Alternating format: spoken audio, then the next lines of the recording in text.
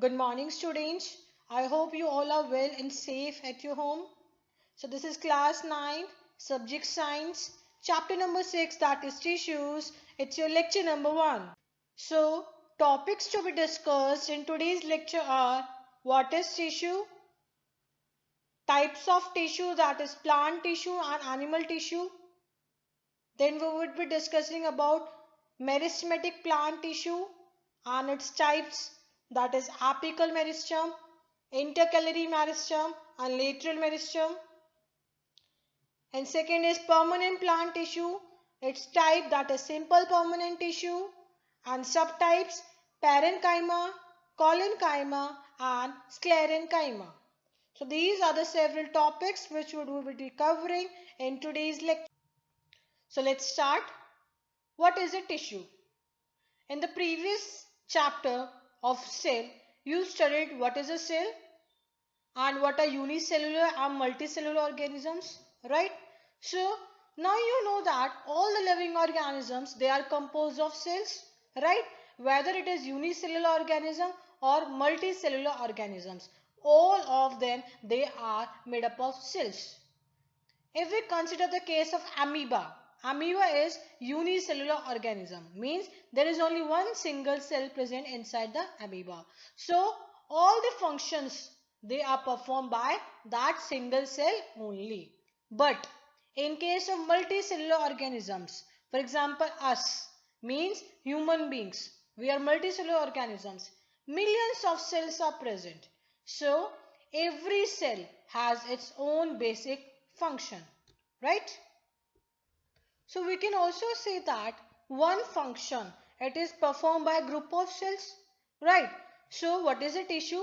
Tissue is a group of cells which are similar in structure and they work together to perform a specific function. This is a tissue, that is cluster of cells, right? What are the examples of tissue? Blood, muscle, these are examples of tissue. So are you clear about tissue? Now moving ahead, the question arises, are plants and animals made up of same type of tissues? So let us compare the structures and functions. Do plants and animals have same structure? No, they don't have same structure. Do plants and animals perform similar functions? No, there are differences between plants and animals. So what are the differences between them? Plants. Plants, they do not move. They are stationary or fixed. Whereas animals, they can move. Right? Second point is, in case of plants, the growth, it is limited to certain regions. Right? But in case of animals, it is not such. The growth take place in every part. Okay? Now, third point, they need less energy to survive. Because they are not moving, they are stationary, so they need less energy in order to survive. Whereas animals, since they are moving in search of food, shelter from one place to another place, means they require more amount of energy to survive. So this was the third point, third difference. Now what is the fourth difference? Most of the tissues in case of plants, they are dead. And these dead cells, they are involved in mechanical support. Whereas in case of animals, most of the tissues, they are alive. They are involved in supportive function, means they provide structural strength. So are you clear about the differences between plants and animals? So there are various differences between these two, right? So we can classify the tissue in the two types. The first type is plant tissue and second type is animal. So we will start with plant tissues now. On the basis of the ability to divide, the plant tissues are classified into two categories. Number one is meristematic tissue and number two is permanent tissue. These are the types of plant tissues. Students, there are various classification in this chapter, so it's better if you start writing down in sequence. Otherwise, you will get confused in the end. So what is meristematic tissue? Meristematic tissue, these are simple living tissues which are capable of division and formation of new cells. Means it consists of those tissue which are able to divide and they are able to form new cells. And this meristematic tissue, it is present in the growing region of plants. Okay. Now, meristematic tissue, it is divided again into three categories. What are those three types? First is apical meristem, second is intercalary meristem, and third is lateral meristem. So these are the types of meristem. What is apical meristem? Apical meristem, as the name indicates, apical means apex. Means this apical meristem, it is found at the apex of the plant.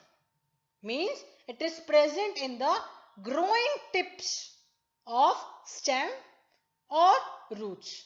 Okay, so this is apical meristem. You can see from the diagram, it is present at the apex. Apex means at the growing tip of roots or stems. So this is apical meristem. Okay. Now what is the function of this apical meristem? It is responsible for increasing the length of stems and roots. Since it is present at the apex, right? So it is responsible for increasing the length of stem or roots. So this was about apical meristem. So second type of meristematic tissue is intercalary meristem. Inter means between, right? So this type of meristematic tissue, it is present either at the base of the leaves or internodes, right? You can see from the diagram also, intercalary meristem, it is present here at the base of leaves or at internodes. Okay. So what is the function of intercalary meristem? It increases the length of branches and it also helps in bending movement of twigs. See students, it is present here. So the length of branches is increased with the help of this meristematic tissue, right? And also the twigs, they are able to bend easily. So this was the function of intercalary. Now coming to third type of meristematic tissue, that is lateral meristem.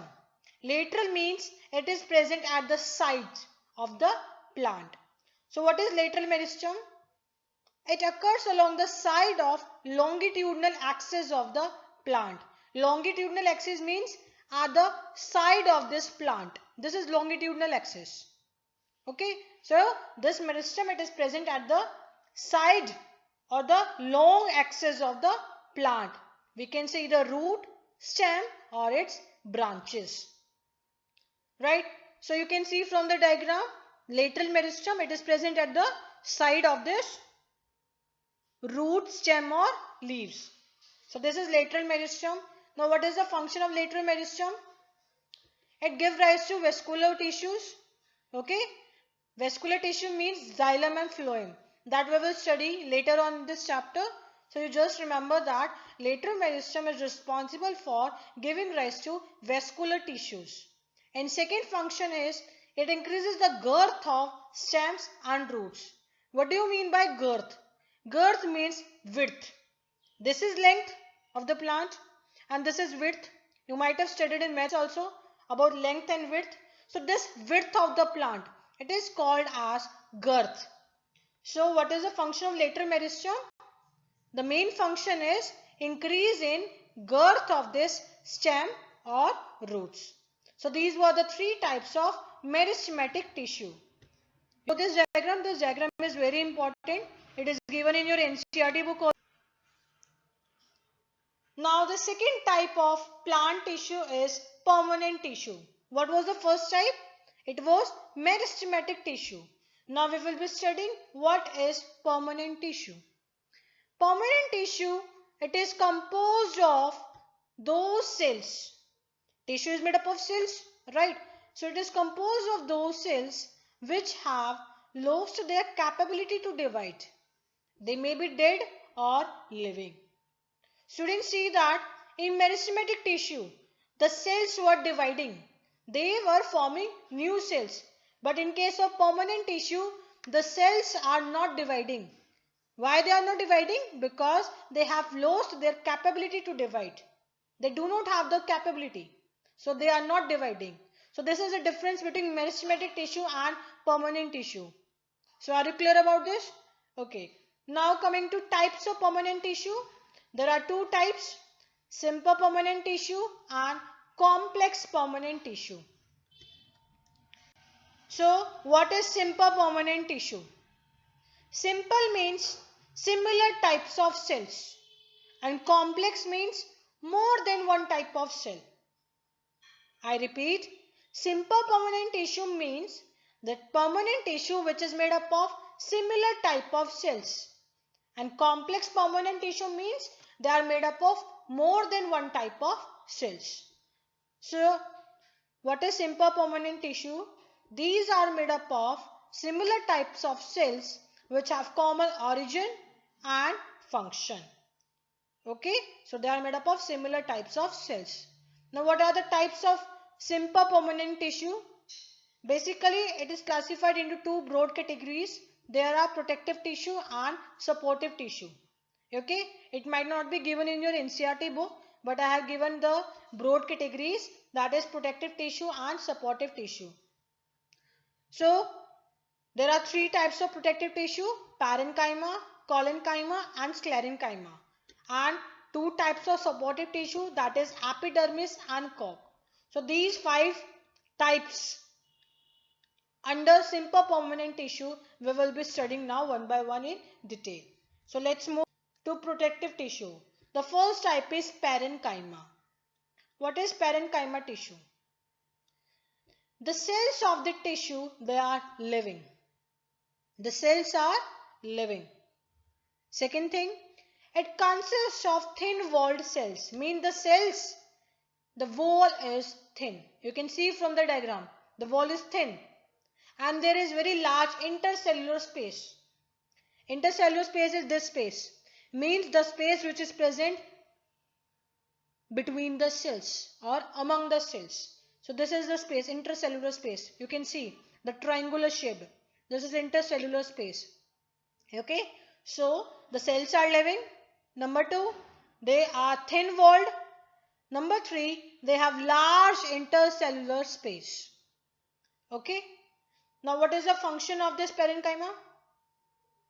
The function is storage of food. It stores food because it contains large vacuoles. These are vacuoles.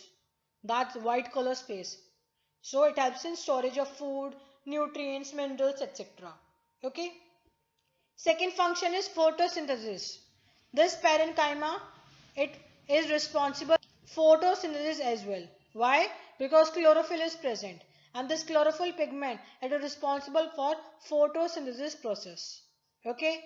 Now third thing is, in parenchyma, there are large air cavities present, and due to the presence of large air cavities, the aquatic plants, means the plants which live in water, they are provided with buoyancy. Buoyancy means the factor which helps the plants to float.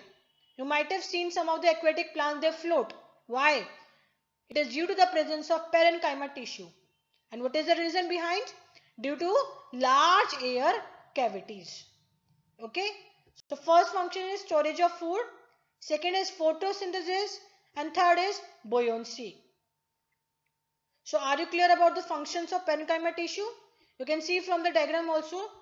I have drawn the diagram of parenchyma tissue. You have to draw this into your notebook also. So this is parenchyma tissue. So students, now I am showing you the white picture of parenchyma tissue. The A part represents transverse section of parenchyma. The B part represents longitudinal section. Now you might be confused what is transverse section and what is longitudinal section, right? Suppose you take a pencil. You take a pencil in your hand, and when you can see from the top that is circular path, right? It is circular in shape. Now cut that circular path. That is transverse section. That circular part, if you cut from the middle, you break the pencil from the between. It is transverse section. And what is longitudinal section? When you cut that pencil from the side, means along the axis, along the longitudinal axis. So that is longitudinal section. So are you clear about transverse section and longitudinal section? So this is of parenchyma tissue. You can draw anything, but I would suggest to draw A part. That is important. Now next is collenchyma. Cells of this tissue are living. In parenchyma also it was living. In collenchyma also it is living. Second, it consists of irregularly thickened walls at the corners. The walls are thick. You can see the walls are thick. In case of parenchyma, the walls were thin. Okay, and especially it is thick at the corners. You can see the red part, it is highlighted. It is the corner. So it is thick at the corner. Third point, there is a very little intercellular space. See, these three cells are connected. There is very little intercellular space. Very little. Negligible we can say. In case of parenchyma, there was large intercellular space. But in case of collenchyma, there is negligible intercellular space. Okay. You can see from the diagram also, you can draw this diagram. That is transverse section of collenchyma tissue. Now what is the function of collenchyma? First is it provides flexibility to the plant parts. Second is it is involved in providing the mechanical support. Means it is providing the structural strength. And third is it allows easy bending in various parts of the plant without breaking. Means the various parts of the plant, they are able to bend easily. Why? Due to the presence of this collenchyma tissue. So are you clear about it? Now I am showing a wide picture of collenchyma tissue. A represents transverse section. B represents longitudinal section. Now in C transverse section, the walls are thick. You can see the walls are thick at the corners, right? There is a large central vacuole. It was present in parenchyma also, no doubt, same thing. Second difference is intercellular space. The space is negligible or very less. But in case of parenchyma, it was very large. Okay, so this is collenchyma diagram. You have to draw this in your notebook. Now, third and the last type is sclerenchyma tissue. The cells of this tissue are dead. Students, please focus. In parenchyma and collenchyma, the cells were living. But in case of sclerenchyma, the cells are dead. Okay. Now, second point is, it consists of extremely thick-walled cell which is made up of lignin. In case of parenchyma, the cell was thin, right? In case of collenchyma, the cell was comparatively thick at the corners. But in case of sclerenchyma, it is thick all around. It is thick all around and it is made up of lignin. This is a chemical substance which is responsible for the thickening of this sclerenchyma tissue, the walls of the sclerenchyma tissue. So what is lignin? Lignin is a substance which acts as cement and hardens them. Harden means it becomes stiff, tough. Third point is they have no intercellular space, right? In parenchyma, it was large. In case of collenchyma, it was very, very less. In case of sclerenchyma, it is negligible. So you can write easily the differences between these three. Okay. Now, example, husk of coconut. When you see a coconut, right, the brown part, hair-like structure, the browny part, that is sclerenchyma tissue. It is very tough now. It is very hard in nature, right? So this is sclerenchyma tissue. It is a very good example of sclerenchyma tissue. It is usually asked in 1 mark also. That husk of coconut is made up of which type of tissue? It is made up of sclerenchyma tissue. Okay. Now what are the functions of sclerenchyma tissue? Number 1, it provides strength. And number 2, it makes it hard. Hard why? Due to the presence of lignin. So are you able to draw or to write the differences between these three? You can write them easily. Now this is a sclerenchyma tissue. I am showing you the white picture. A is transverse section and B is longitudinal section. See, in transverse section, the walls are thick all around. Right? The walls are thick and the intercellular space is absent. So this is sclerenchyma tissue. So students, now I am telling you the classification of plant tissue again. The plant tissues are divided into two main categories, that is meristematic tissue and permanent tissue. In meristematic tissue, the cells, they are able to divide, they are able to form new cells. Okay. And in permanent tissue, the cells are not able to divide. Now the classification of meristematic tissue is apical, intercalary and lateral. So you have to learn the function along with the diagrams of these three. That is important. In permanent tissue, that is divided into two main broad categories, that is simple permanent and complex permanent. Simple permanent tissue is that tissue which is made up of similar types of cells, whereas complex permanent tissue is that tissue which is made up of more than one type of cells. Now today we discuss about the classification of simple permanent plant tissue, that is parenchyma, collenchyma and sclerenchyma. So tomorrow we will be continuing with the complex permanent tissue, that is xylem and phloem. So this ends for today's lecture. What is your homework? You will do these following 7 questions in your notebook. Question number 1 is, what is tissue? Question number 2 is, what is the utility of tissues in multicellular organisms? Question number 3 is, name the types of simple tissues. Question number 4, where is apical meristem found? Fifth, which tissue makes up the husk of coconut? Sixth, differentiate between parenchyma, collenchyma and sclerenchyma on the basis of their cell wall. Seventh, name the regions in which parenchyma tissue is present. So these 7 questions are for your today's homework. So thank you class.